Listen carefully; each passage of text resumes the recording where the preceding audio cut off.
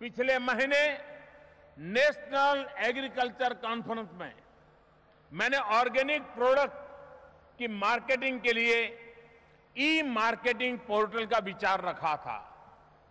इतने कम समय में आज उसका शुभारंभ होते देख मेरे लिए बहुत ही सुखद अनुभव हो रहा है और इसलिए मैं विभाग को बहुत बहुत बधाई देता हूं।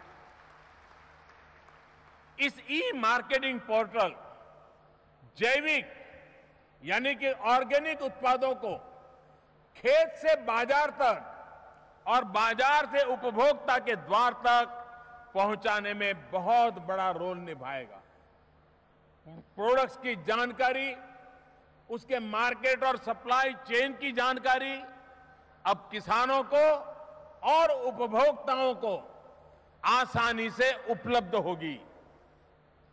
मेरे किसान भाइयों बहनों, ऑर्गेनिक प्रोडक्ट्स पर मेरा जोर इसलिए है क्योंकि ये जितने पुरातन है उतने ही आधुनिक भी है। सच्चाई यही है कि हम दुनिया के सबसे पुराने ऑर्गेनिक फार्मिंग करने वाले देशों में से एक है। आज देश में 22 लाख हेक्टेयर से ज्यादा जमीन पर ऑर्गेनिक फार्मिंग होती है। लेकिन दूसरी सच्चाई यह भी है कि ऑर्गेनिक फार्मिंग के बाद जो अगला स्टेप है वैल्यू एडिशन का, मार्केटिंग का, उसमें हम आज भी पीछे रह गए हैं।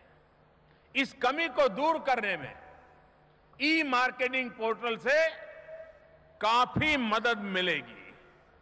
साथियों, सरकार परंपरागत कृषि विकास योजना के अंतर्गत ऑर्गेनिक फार्मिंग को पूरे देश में प्रोत्साहित करने में जुटी है। विशेष रूप से उत्तर पूर्व को ऑर्गेनिक खेती के हब के तौर पर विकसित किया जा रहा है। साथियों, एग्रीकल्चर में भविष्य इसी तरह के नए सेक्टर्स की उन्नति किसानों की उन्नति में सहायक होगी। ग्रीन और व्हाइट रिवॉल्यूशन के साथ ही जितना ज्यादा हम organic revolution, water revolution, blue revolution, sweet revolution पर बल देंगे, उतना ही किसानों की आय बढ़ेगी। इस उन्नति में बहुत बड़ी भूमिका निभाएंगे देश भर में फैले हमारे कृषि विज्ञान केंद्र। आज यहां 25 नए कृषि विज्ञान केंद्रों का शुभारंभ किया गया है और इन्हें मिलाकर हमारे देश में इनकी संख्या लगभग 700 हो गई है। मैं इन कृषि विज्ञान केंद्रों को आधुनिक कृषि के नए लाइट हाउस के तौर पर देखता हूं। इन केंद्रों से निकला प्रकाश देश के कृषि जगत को प्रकाशवान बनाएगा। विशेषकर कृषि विज्ञान केंद्र का सबसे महत्वपूर्ण काम है किसान तक नई तकनीक, नई जानकारी को पहुंचाना।